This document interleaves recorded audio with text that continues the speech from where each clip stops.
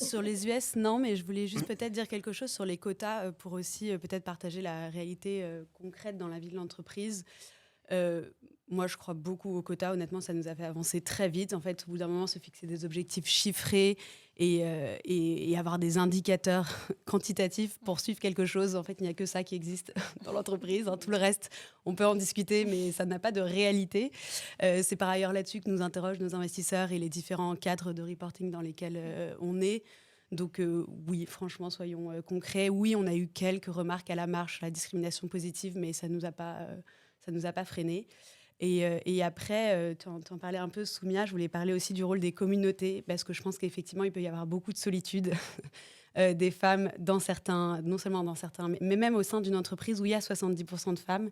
Donc nous, quelque chose qu'on va regarder aussi, c'est c'est Culture M, donc les enquêtes de satisfaction des salariés. On va regarder la différence d'expérience vécue par les hommes et par les femmes.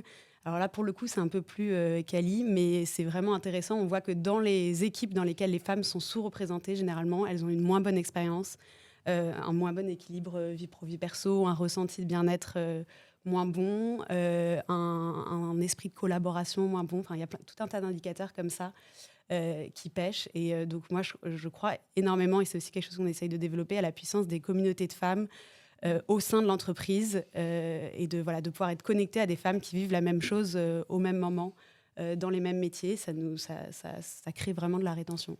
Merci Hortense. Alors justement, pour rebondir sur ce que tu viens de dire, quelles actions concrètes pensez-vous qu'on pourrait mettre en place à notre échelle, justement, pour essayer d'avancer vers cette égalité homme-femme? Donc, Hortense, tu parlais de l'importance des communautés de femmes et d'entraide et finalement de rôle modèle également.